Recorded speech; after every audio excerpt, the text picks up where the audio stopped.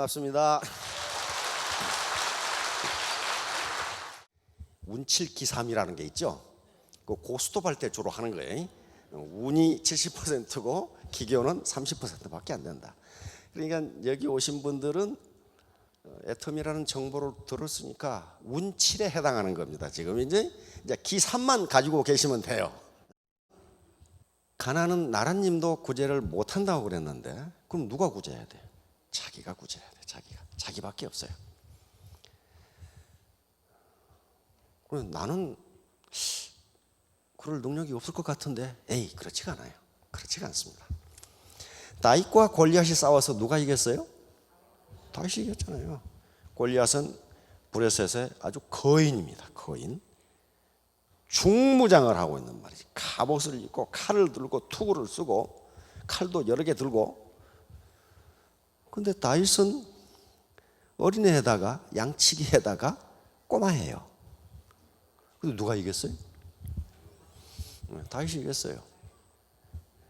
왜 다윗이 이겼냐 하면은 골리앗이 원하는 방법으로 싸우지 않았기 때문이에요. 골리앗은 칼 가지고 창 가지고 즉 중무장한 보병끼리 격투를 해가지고 백병전으로 싸우기를 원했는데 중무장한 보병은 걸음이 느려요, 빨라요? 느려요. 갑옷 무게만 해도 45kg인데 그걸 가지고 어떻게 빨리 갑니까? 거기다 창 들고 창도 칼, 창 다 들고 방패 들고 가지 못해요. 골리앗이 원하지 않는 방법, 기상천외의 방법으로 돌멩이로 머리를 맞춰서 죽었습니다. 오늘날 과학자들은 지금도 이스라엘 과학자들이 실험을 하고 있더라고요. 그렇게 했을 때 돌멩이의 속도, 그렇게 했을 때 머리에 맞으면 어떻게 되는가? 머리에 맞으면 머리를 뚫고 나간답니다. 그 속도로 던져버리면. 그런데 지금도 그럴 능력을 가진 사람이 많대요. 몇백리 밖에 있는 동전도 맞춘다고 그러니까 그런 거인들이 원하지 않는 방법, 전혀 기상천외한 방법으로 하면 자신의 리더가 될 수 있어요. 애터미가 네트워크 마케팅이, 사회에서 지탄을 받는 네트워크 마케팅이 어떻게 1억 이상의 연봉자가 150명이 나올 수 있을까? 그것은 거인들이, 거대한 자본을 가진 거인들이 생각지 못하는 방법으로 했기 때문이에요. 근데 그걸 뭐 기상천외한 방법이냐? 그게 아니고 좋은 제품을 싸게 판다. 그거 하나밖에 없어. 근데 그게 말은 쉬운데 그렇게 쉽지가 않아요. 저 멀리 있는 거인을 돌멩이로 정수리를 맞춰 죽인다. 말은 무지하게 쉽죠. 그러려면 어떻게 해야 돼? 돌팔매질을 계속 연습해야 돼. 계속 연습하지 않으면 그렇게 될 수가 없어요. 그래서 자신의 리더가 되는 것이 곧 뭐냐면은 자신이 자본을 갖는 길밖에는 없어요. 인간 자체가 자본이거든요. 이게 인적 자본을 제가 하려고 하는 인적 자본인데, 그런 빌딩이라든가 또는 은행의 현금이라든가 주식이라든가 또는 땅이라든가 하는 것은 물적 자본 또는 경제 자본이라고 그럽니다. 그 경제 자본을 현대 이 지식정보화 사회에서 경제 자본을 물려받아도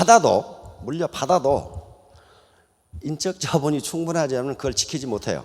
그래서 우리 속담에 부자 3대 못 간다는 게 그 말이고, 그것을 지킬 수 있고 또는 돈을 벌 수 있는 자본은 누구에게 있냐면 나에게 있어요. 나에게.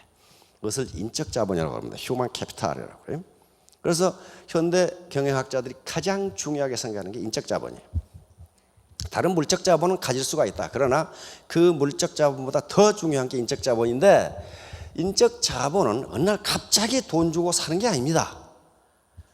그것을 어큐뮬레이션, 축적되어 간다고 이야기합니다. 지금 여기서 우리 이 사장님들이 강의를 듣고 계시는 동안은 인적 자본을 축적하는 시간이에요. 그런데 인적 자본이 충분하지 못하면 생산성이 나오지를 않아요. 나오지를 않는다고요. 자, 그래서 그 인적 자본은 굉장히 중요하기 때문에 우선 현대를 우리가 이성의 시대이기도 하지만은 감성의 시대라고 합니다. 감성이 풍부해야 돼요. 다른 사람하고 이 대화할 때. 그래서 많은 학자들이 IQ보다는 EQ가 사회적 성공, 사회적 성취에 더 크게 기여한다는 게, EQ라는 건 감성지수거든요. 상대방의 마음을 이해하고 내 마음을 전달하고 내 한계를 알고 상대방을 배려하는 게 감성이거든요. 그 감성을 서로 주고받는데, 예를 들어서 우리가 드라마에서, 그 드라마는 허구입니다. 그냥 작가가 쓴 건데, 드라마에서 슬픈 장면이 나오면 어떻게 됩니까? 내가 슬퍼지지요. 그래서 감정이입이라고 그래. 상대방의 감정이 나한테 들어와. 그리고 내 감정을 상대방에게 전달할 수 있어야 돼. 내가 당신을 내 돈벌이에 이용하려고 하는 것이 아니라 동반 성장하자, 같이 성장하자, 요 마음이 전달되면 따로 하게 돼 있어요. 그렇죠? 그러니까 감정을 서로 주고받는 능력, 요게 이제 감성지수인데, 이것은 사람과 사람하고 뿐만 아니라 자연과 사람 간에도 그렇게 감정을 주고받습니다. 요게 풍부한 사람이 성공한다. 어떤 사나이가 별로 유명하지도 않은 시시한 영화를 날마다 보러 다녀. 날마다. 그것도. 그 이유는 그 시시한 영화에서 어떤 아리따운 아가씨가 방에서 옷을 벗는 장면이 나오는데, 마지막 속옷을 벗으려고 하는 찰나에 기차가 지나가 버려, 이렇게. 그래서 친구가 물었어요. 이 사람 막 그렇게 시시한 영화를 왜 날마다 보러 다니나 그랬더니, 혹시 아나? 기차가 연착할지. 이런 사나이도 성공할 수 있습니다. 왜냐하면 발상이 아주 기가 막히잖아요. 발상이 고정관념을 벗어난 발상을 하고 있으니까, 마치 다윗이 골리앗을 돌멩이 하나로 죽이듯이 가능합니다. 왜냐하면 위에 스폰서가 있거든요. 시스템이 있으니까. 자, 인적 자본은 accumulation, 축적되는 겁니다. 어느 날 갑자기 되는 게 아니에요. 돈 주고 사는 게 아닙니다. 계속 살아가면서 축적하는 과정이. 그래서 사실은 애터미 사업은 인적 자본이 그 결과를 가져요. 시스템 똑같아요. 그 다음에 제품 똑같아요. 그런데 어떤 사람은 라인이 계속 크고 어떤 사람은 잘 안 크는가? 그것은 개인이 가지고 있는 인적 자본의 차이입니다. 그러면 생산이라고 하는데, 우리가 돈을 버는 건 전부 생산활동의 결과예요. 우리가 경제학에서, 자본주의 경제학에서 생산은 뭘 생산이라고 그러냐 하면은 인간의 효용을 증대시키는 모든 행위, 이걸 생산이라고 그래요. 물적 눈에 보이는 것만 생산이 아니고 눈에 보이지 않는 것도 우리의 효용, 유틸리티, 우리의 만족을 증대시키는 행위라면은 그것을 생산 활동으로 보고 그것을 국민소득 추계에 포함시킵니다. 이와 같이 인간의 만족을 증진시키는 모든 활동을 생산이라고 그래. 그러면 게임 소프트웨어를 만드는 사람은 생산 활동이에요? 아니에요? 생산 활동이에요. 누군가 소프트웨어를 즐기잖아요. 그 즐기는 사람이 산단 말이에요. 그러면 그건 생산이에요. 스포츠도 마찬가지고 영화도 마찬가지고 전부 생산 활동이에요. 그래서 바로 사회주의 경제가 붕괴된 큰 요인 중에 하나는 서비스의 생산을 생산으로 보지 않았기 때문이에요. 그래서 점점 이제 생산이 서비스, 눈에 보이지 않는 생산이 중요하게 돼갑니다. 생산 활동은 통상 세 가지로 분류하는데요. 전통적인 분류 방법입니다. 첫째는 자연으로부터 뭔가를 채취하는 행위, 이걸 생산이라고 해요. 자연으로부터 자연에 있는 것 상태를 인력을 가해서 채취하는 행위를 생산입니다. 예를 들어서 나무를 벤다든가 광석을 캔다든가 석탄을 캔다든가 농부가 채소를 갖고 와서 수확한다든가 전부 생산입니다. 둘째는 요 자연이나 또는 다른 공정에서 만들어낸 제품을 가공하거나 변형하거나 그렇게 해서 다른 새로운 제품을 만드는 행위도 생산입니다. 여기 가방이 있는데 이 가방은 석유화학 제품이에요. 그렇죠? 석유화학 제품이라고요. 그래서 석유화학 제품에서 나온 어떤 원료를 가공해서 가방을 만들었고, 그럼 가방을 만드는 공장도 생산 활동을 하는 거예요. 그렇죠? 세 번째 생산이 중요한데요. 서비스를 창출하는 행위. 이것은 보건, 의료, 법률, 금융, 우리가 하는 스포츠, 레저, 오락, 취미, 전부 다 서비스에 해당하는데 여기 유통이 물려 들어가죠. 17세기에 영국의 의사이자 경제학자였던 윌리엄 패티라는 사람이 처음에 이걸 발견을 했어요. 어떻게 각 나라의 산업이 발전할수록 농업에서 제조업으로, 다시 말하면 1차 산업에서 2차 산업이 더 커지고 조금 더 발전하니까 2차 산업보다 3차 산업이 더 커진다, 이렇게 해놨단 말이에요. 그런데 그 100년 뒤에 역시 영국의 경제학자 코린 클라크가 전 세계의 통계를 다 검토해 보니까 이게 정확하게 들어맞아. 경제가 발전한 나라일수록 서비스업의 비중이 점점 커져요. 그 다음에 이제 제조업, 그 다음에 1차 산업, 이렇게 된단 말이에요. 자연으로부터 채취하는 농림어업, 수산업, 이런 것들이 전부 다 1차 산업이거든요. 근데 왜 그렇게 되는가 하는 걸 봤더니 욕망 포화의 법칙이라는 게 있어요. 1차 산업은 주로 우리가 먹고 사는 문제하고 관련이 있어요. 농림수산업이니까. 그런데 하루에 밥 3끼 먹으면 그걸로 만족이 돼요. 물론 6끼 먹어야 할 사람도 있지만은 욕망 포화의 법칙에 따라서 밥을 일정량 이상 먹으면은요, 욕망이 올라가는 것이 아니라 떨어져요, 효용이. 예를 들어서 이렇게 있다면 이게 밥의 양이라고 그러고 이게 만족, 효용이라고 그러면 배고플 때는 밥을 먹을수록 만족이 커지다가 일정량을 먹고 나면 떨어지고 더 먹으면 마이너스가 돼요. 한 그릇만 먹으면 될 걸 5그릇 먹으라고 봐요. 그건 고문이지 먹는 게 아니에요. 물도 마찬가지. 이와 같이 우리가 먹고 사는 문제는요, 일정 이상 만족이 되면 더 이상 찾지를 않아요. 그런데 그런 다음에는 뭘 찾아? 이제 공산품을 찾아요. 빨래도 기계가 했으면 좋겠고, 밥도 기계가 했으면 좋겠고, 걸어다닐 게 아니라 자동차를 탔으면, 점점 공산품으로 가요. 그러면 어떻게 되나? 공산품을 만드는 사람들이 소득이 많아지니까 농사를 짓던 사람들이 공장으로 가요.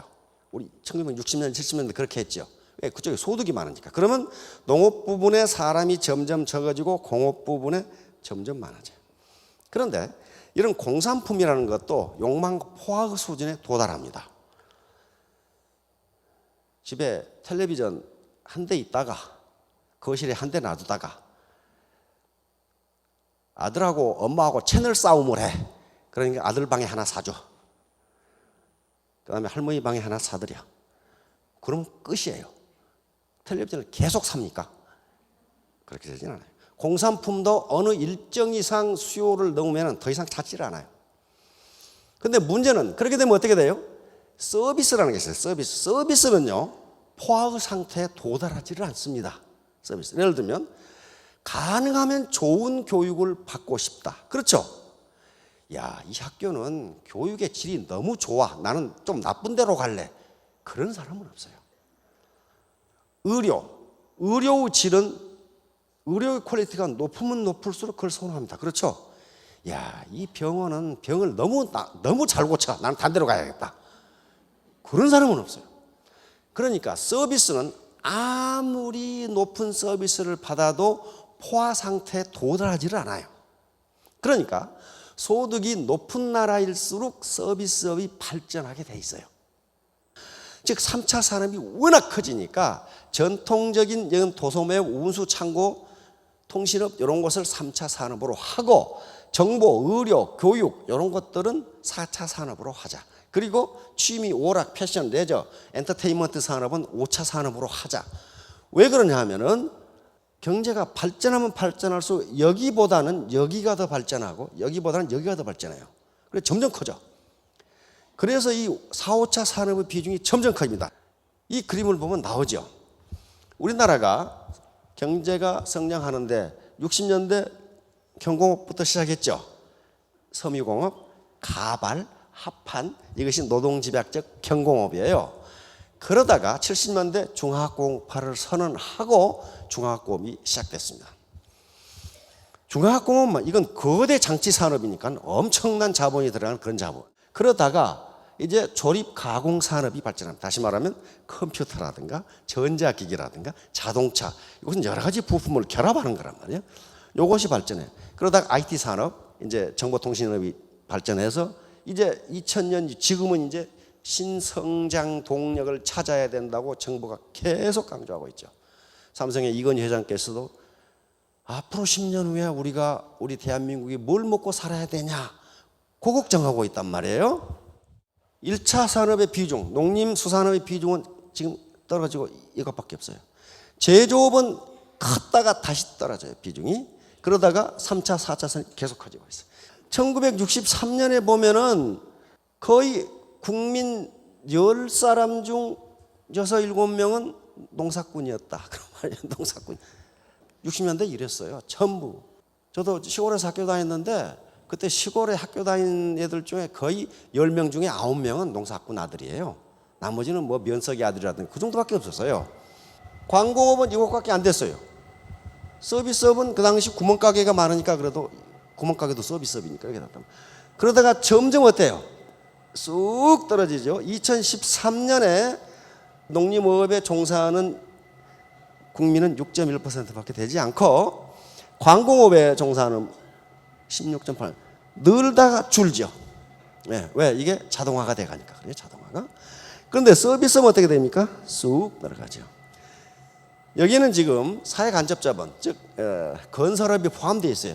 건설업을 빼고 건설업, 수도, 가스 이런 것은 사회간접자본이니까 그걸 빼고 순수하게 지금 서비스업에 종사하고 있는 인구는 69.8%예요. 그러니까 10명 중에 7명은 서비스업에 종사한다. 애터미 사업은 무슨 업입니까? 서비스업이에요. 또 설득산업이라는 게 있습니다. 설득산업은 바로 이 매크로스키라는 경제학자가 보니까 미국 1999년에 미국 GDP, GNP의 28%, 노동시간은 26%가 설득과 관련되는 산업이다. 법조인, 홍보전문가, 종교인은 자기 시간의 100%를 설득에 사용합니다. 나머지 분들도 다 그래요. 그런데 애터미 사업은 일종의 설득산업이에요. 이거 이렇게 하면 같이 성공할 수 있습니다. 이거 싸고 좋습니다. 어떻게 하면 상대방이 내 진심을 알아주게 설득할 수 있을까? 이게 인적자본이란 말이에요. 인적자본이에요. 이걸 못하면은 동일한 시스템, 동일한 제품을 가지고도 성공이 지지부진할 수가 있어요. 그러니까 바로 이 설득산업은 인적자본이 가장 중요합니다. 이번에 정부가 종합대책 발표했죠. 그래서 7대 유망 서비스 산업을 육성하겠다. 여기에 15조 원을 투자해가지고 18만 개의 일자리를 만들어내겠다. 이렇게 지금 종합대책을 발표했죠. 근데 현재 우리 정부가 보고 있는 앞으로 대한민국이 뭘 먹고 살아야 되느냐 하는 7대 서비스 산업을 지정을 했습니다.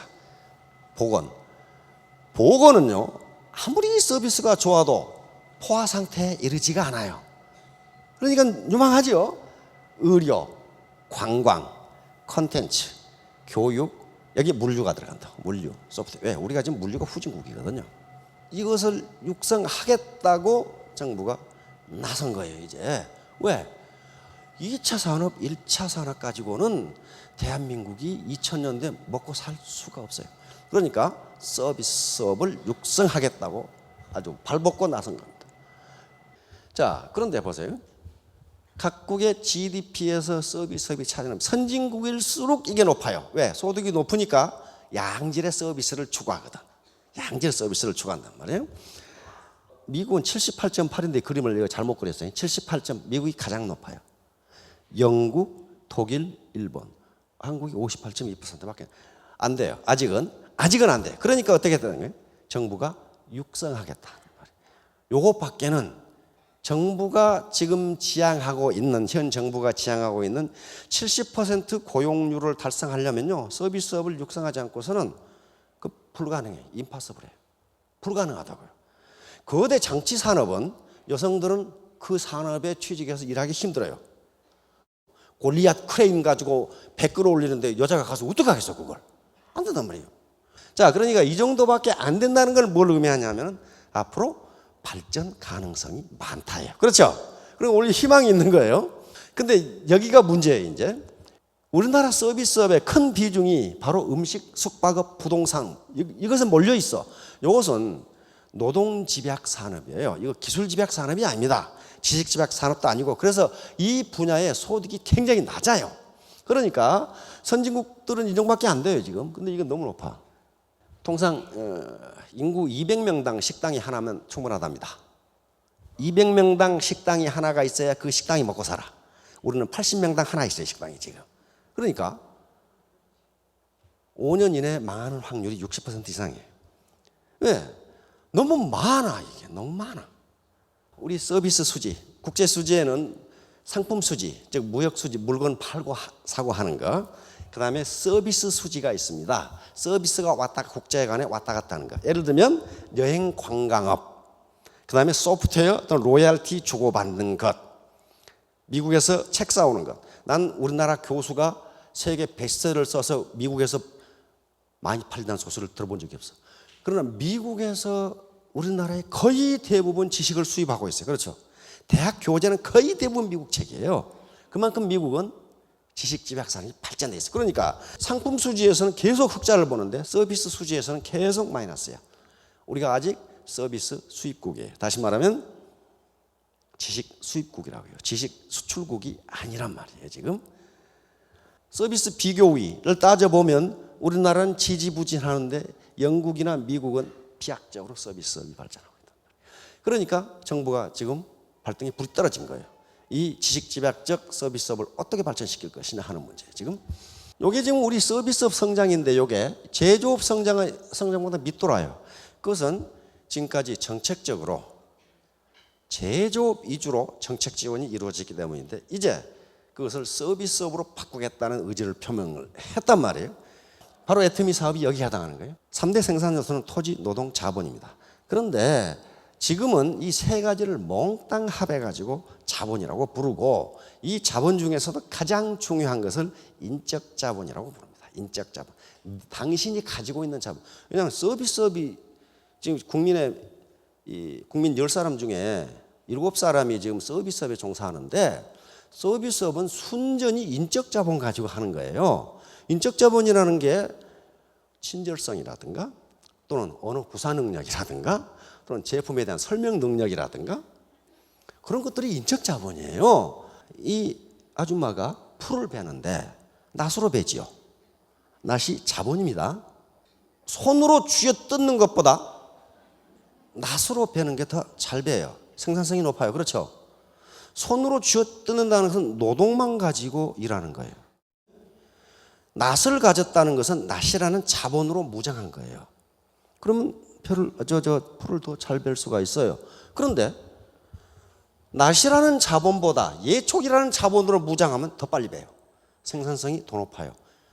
이 아저씨 낫으로 벼를 베도 벨 수 있어요. 그러나 트랙터로 베버리면 자본의 정도가 달라요. 이 노동이 가지고 있는 자본 무장도, 이거 노동 장비율 또는 자본 장비율 그런데 이 노동력이라는 동일한 노동력이 장비하고 있는 갖추고 있는 자본의 질이 다르면은 거기에 생산성이 달라져요.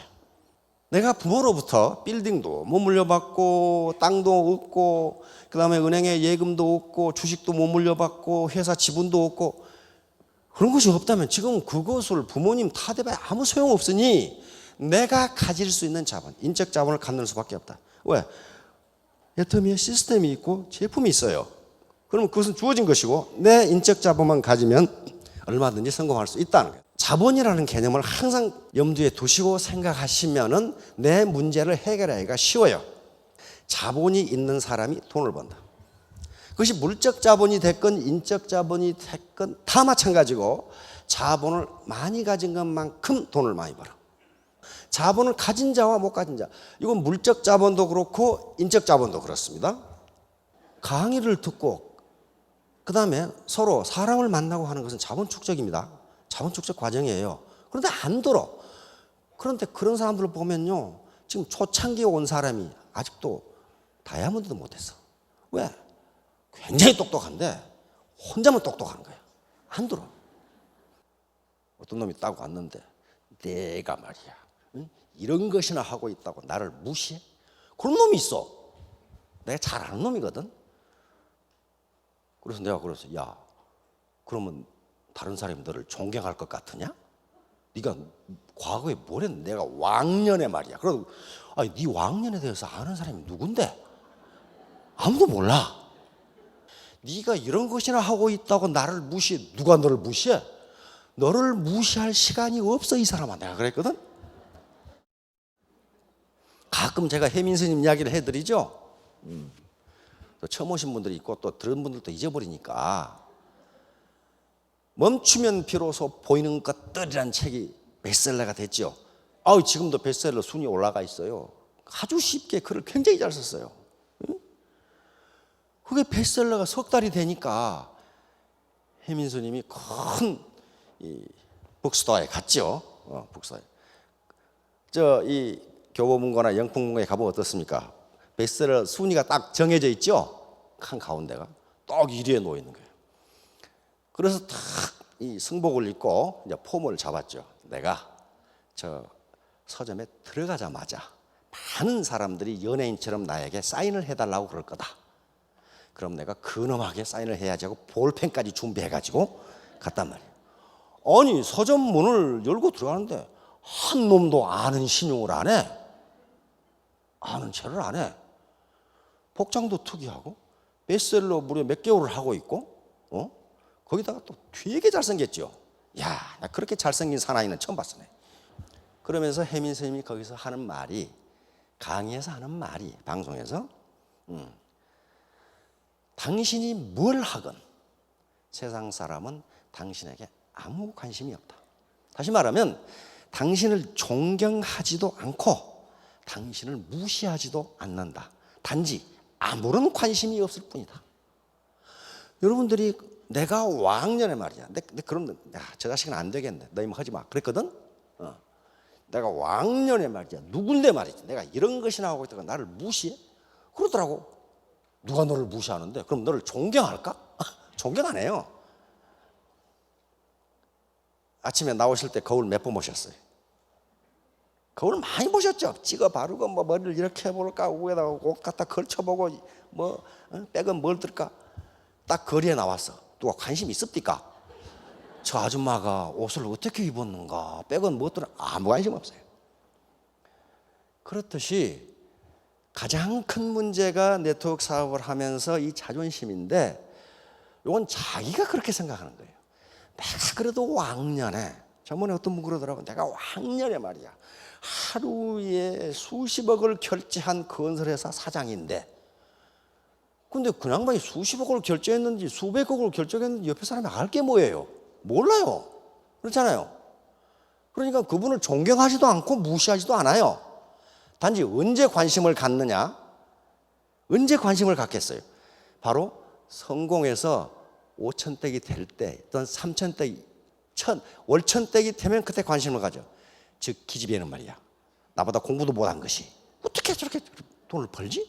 이때 관심을 가져. 이놈 가시네야. 진즉 나한테 이야기하지. 저번에 얘기를 했는데. 응? 자, 이제 인적 자본 축적인데요.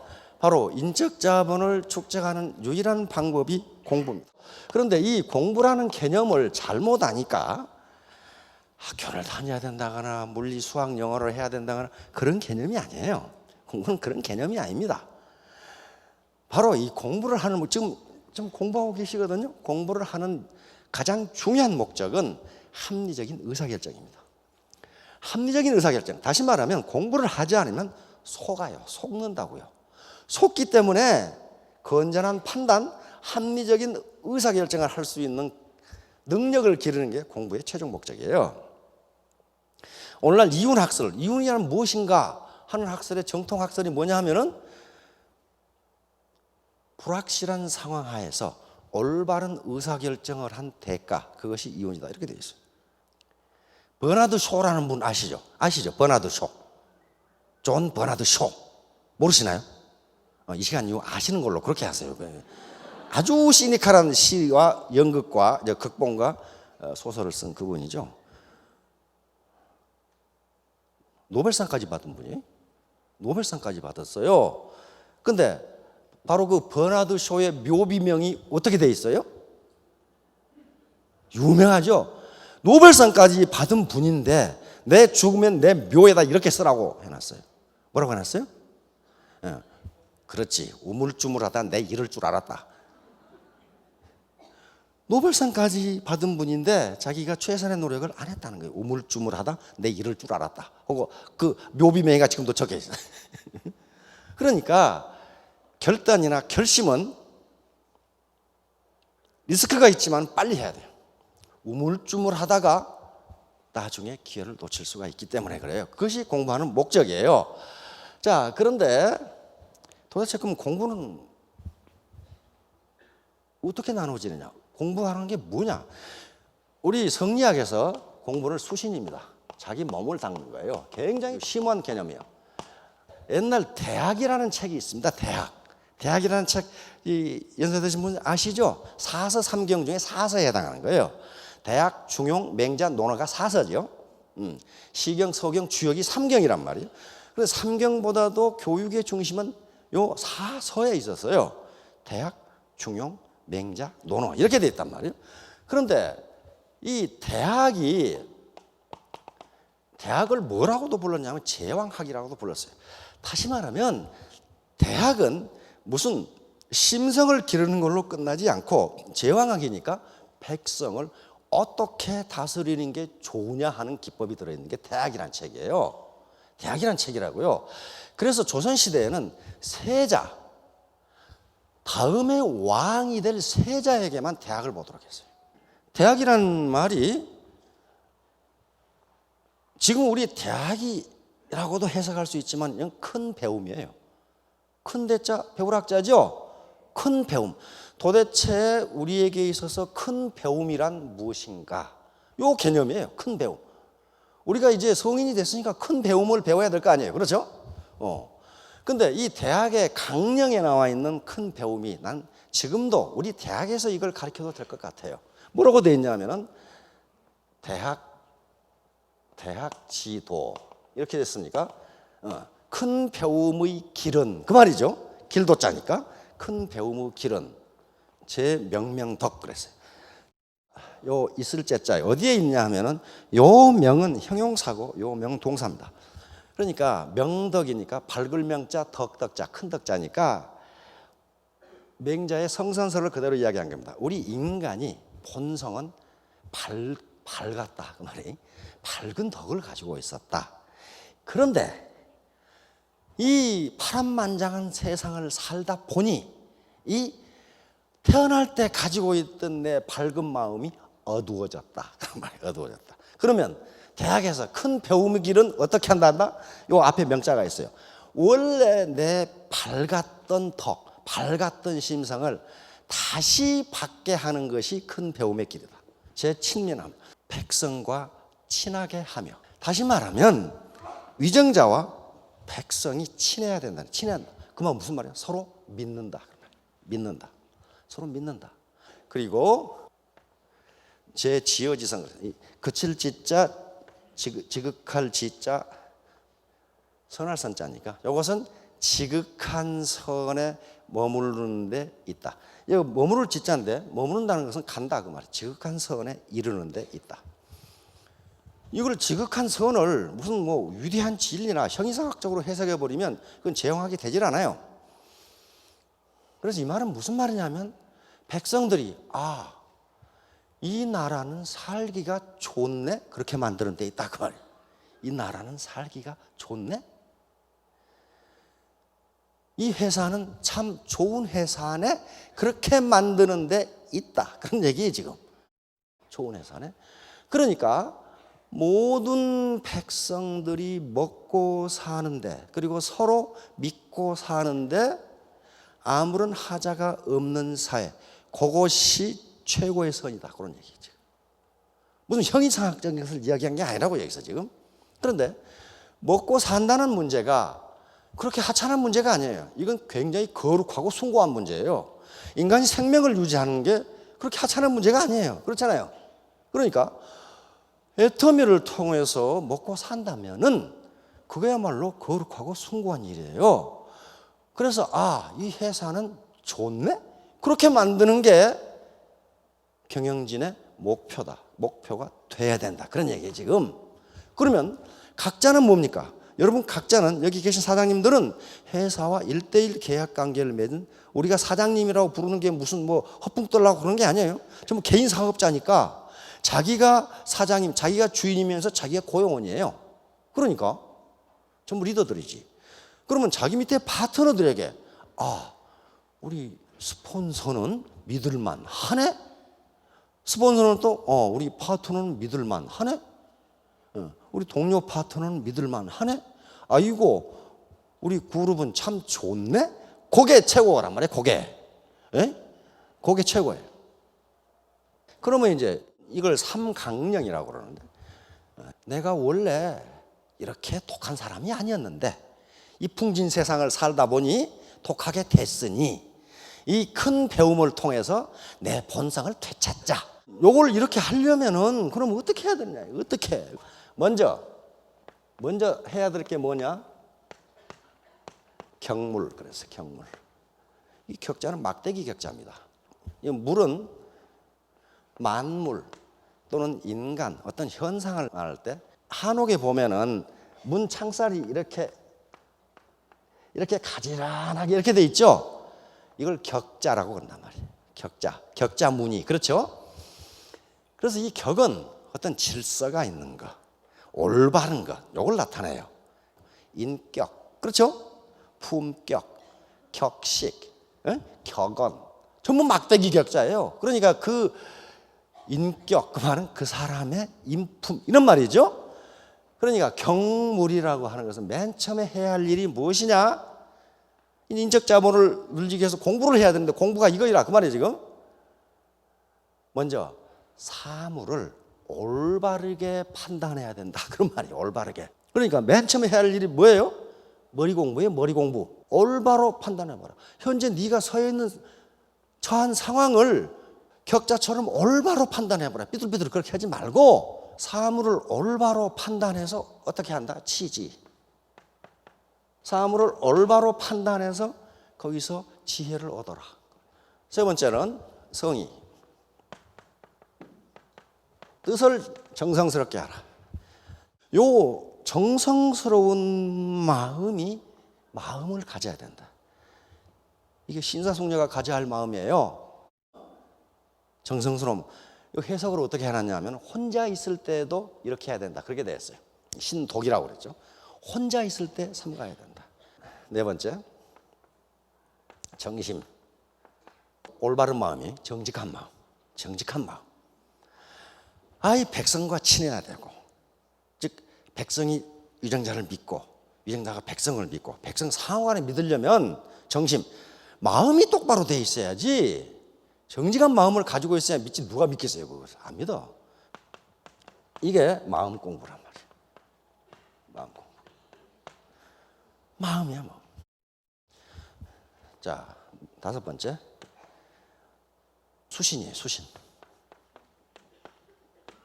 자, 그러니까 우리 조상들은 내 몸을 정갈하게 하는 것이 어렵다. 그러면 굉장히 어렵다. 요게 경물하고 치지하고 성의하고 정심을 갖지 않으면 몸을 닦는 일이, 내 몸을 움직이고 정갈하게 움직이는 것이 어렵다는 거예요. 그래서 다섯 번째 나온 거예요. 그 다음에 이제 수신 다음에 제가입니다. 제가에 대해서는 아시죠? 집안을 가지런하게 하지 않으면, 집안이 정돈되지 않으면, 아들놈이 계속해서 말썽 피우고 돌아다니는데 사업이 제대로 되겠어요? 전화만 왔다면 가슴이 덜컹해. 경찰서에서 혹시 또 데려가라고 하는가 봐서. 집안이 가지런하지 않으면 제대로 되지 않아요. 그런 다음에 이제 치국하라. 수신하고 제가하면 어떻게 된다? 내 라인이 대한민국을 석권을 하고, 석권을 하고, 그 다음에 평천하러 간다. 이제 그 다음에는 대만을 석권하고 인도를 석권하고, 이게 평천하예요. 그렇잖아요? 그런데 이것은 주자는 이것이 이 순서대로 된다 이렇게 했지만 뒤에 학자들은 그게 아니고 이것은 계속 함께 간다고 그랬어요. 함께. 그 말이 맞는 것 같아요. 함께 가요. 항상 어떤 사안, 사태, 상대방을 올바로 판단해야 되고 거기서 어떤 지혜를 얻고 그렇죠? 그리고 내 마음을 정성스럽게 하고 항상 정직하게 하고 바른 마음을 갖고 그리고 내 도덕성을 또는 내 몸을 계속 닦고 내 인격을 계속 품격이죠. 품격을 계속 연마하고 그러고 나서 그렇게 되면 자연히 재가가 됩니다. 그래서 이제 치국을 하고 우리 라인이 국내를 석권을 하고 그 다음에 외국으로 나간다. 이게 공부야 이게. 그러니까 공부는 세 가지로 이릅니다. 요게 이제 머리 공부, 마음 공부, 이게 몸 공부예요. 몸 공부. 요 세 가지 중에 하나라도 없으면 어떤 일을 하든지 성공하기 힘듭니다. 어떤 일. 머리가 빈 놈이 자꾸 돌아다니면 말썽만 일으키고 돌아다녀요. 그리고 머리는 꽉 찼는데 마음이 엉터린 놈은 부정부패를 저지르고 사기를 쳐. 그렇죠. 머리도 별로 없고 몸도 안 움직인 놈이 마음만 좋으면은 이웃집 할아버지야. 그렇잖아요. 이웃집 할아버지야. 그러니까 머리, 마음, 몸 요것을 한꺼번에 이 업그레이드 시키는 거. 요게 공부예요. 그러니까 꼭 학교에서 할 필요도 없고 어떤 기관에서 할 필요도 없고 항상 내 삶 자체가 어떻게 된다? 인적 자본을 업그레이드 시키는 머리 공부, 몸 공부 그리고 마음 공부를 하는 시간이라고 보시면 됩니다. 예를 들어서 우리 지금 김연아 선수 그 스케이트 타느라고 학교 별로 안 다녔어요. 그런데 어떻습니까? 외국 기자들이 인터뷰하면 영어로 인터뷰를 해버려. 왜? 필요하니까 공부를 했어요. 그렇죠? 김연아 선수가 먼저 한 것은 영어 공부가 아니에요. 몸 공부예요. 몸으로 스케이트를 타는 거였다고. 그렇죠? 그러면 몸 공부를 하고 나면 어떻게 됩니까? 스케이트, 피겨 스케이팅에 대한 이론 공부를 해야 돼. 공학적 공부를 해야 될 거 아니에요. 그래야 어떻게 해야 이렇게 힘있게 도는지 안 넘어지는지 역학 공부를 해야 된다고요. 그리고 영어로 인터뷰를 해야 되니까 영어를 해야 돼요. 우리 박지성 선수 국민학교 4학년 때부터 볼만 차고 돌아다녔어. 그런데 어때요? 영어로 인터뷰를 해버리잖아. 그렇죠? 그 대학 나온 사람한테 훨씬 잘해요. 왜? 자기가 필요하기 때문에 그렇게. 자, never give up, slow and steady. 이거 모르시는 분 없죠? 이소무화에 절대로 포기하지 마라. 이 토끼란 놈이 갑이고 을이에요. 이 경주에서 누구든지 고정관념은 토끼가 이긴다고 생각한단 말이에요. 이긴다고. 그건 고정관념이고 선입견이에요. 그런데 거북이가 이겼어요. 거북이가 이겼다고요. 왜? 토끼는 중도에 쉬었지만 안 쉬었어요. 그래서 가지라는 정신을 제가 촌보정신이라고 그랬죠. 혜민 스님이 이회수 작가를 찾아가서 선생님, 요즘 젊은이들이 대학을 졸업해도 일자리가 없고 참 살기가 어렵습니다. 이거 어떤 정신으로 살아가야 됩니까? 그러니까 이회수 선생이 작가가 촌보정신을 가져야 합니다. 그러니까 이게 철학자가, 혜민 스님은 철학자거든요. 철학자가 자기가 들어보지도 못한 정신을 얘기하니까 야, 이건 동양 고전에 나오는 형이상학적 정신인가 보다. 그래서 촌보정신이 뭡니까? 그러니까 존나게 버티는 정신이다. 그러니까 이게 거북이하고 똑같죠. 계속 버텨가지고 never give up, slow and steady wins the race 그랬단 말이에요. 이 사람도 노숙자에서 미국 100대 재벌이 된 사람입니다. 이 사람이 한 말이에요. 이 책에 가 있어요. 인생에서 실패한 사람의 90%는 진짜로 실패한 것이 아니다. 그들은 다만 그만두었을 뿐이다. 노숙자였어요. 학력도 고졸. 근데 지금 거느리고 있는 기업이 40개가 돼요. 결론입니다. 경담급심. 이것은 순자에 나오는 이야기인데요. 우물은 깊은데 두레박줄이 짧다. 그 말이에요. 다시 말하면 이 두레박줄이 뭐예요? 인적 자본이에요. 능력이 미치지 못한다. 우물에 물이 없는 게 아니에요. 물이 있는데 뭐가 짧아요? 두레박줄이 짧아서 물을 기를 수가 없다. 자, 우리 지금 현재 국민경제, 우리 국민경제 GDP가 연 1,400조예요. 1,400조. 달러로 따지면 1조 한 2천억. 이렇게 된단 말이에요. 그런데 매년 늘어나는데 내 주머니가 신통치 않다는 것은 물은 있어. 두레박줄 짧은 거예요. 그러면 이 두레박줄이 인적 자본이에요. 근데 자본이라고요. 그러면 우리가 할 일은 뭐예요? 물만 쳐다보고 있어서는 안 되고 두레박줄을 길게 만들어야 돼요. 그것이 인적 자본의 축적이에요. 바로 태도, 애티튜드가 가장 중요해요. 내 마음가짐, 내 멘탈 애티튜드에서는 내 정신 자세. 마음이 비뚤어지거나 부정적인 태도인 것은 펑크난 타이어와 같다는 거예요. 태도가 엉망이면 당신의 인생에 맞게 상황을 조정할 수는 없다. 그러나 그 상황에 맞게 당신의 태도를 조정할 수는 있다. 여기 계시는 분들의 능력이 필요한 것은 1%예요. 이거 에디슨이 한 말이죠. 천재는 1%의 영감과 99%의 땀으로 이루어진다. 그거예요. 나머지 99%는 전부 태도하고 관계되는 거예요. 나를 믿게 할 수 있느냐? 내가 인간의 관용, 진실, 성실 이런 게 전부 다 그런 거예요. 그러면 자기 능력 1%와 요것만 가지고 있으면 애터미에서 3년 후 5년 뒤에 3,000댁, 5,000댁은 다 될 수 있다. 단 존버 정신을 가져야 된다 하는 걸. 자, 3년 후 5년 후에 전부 5,000댁이 되시기 바랍니다. 예, 감사합니다.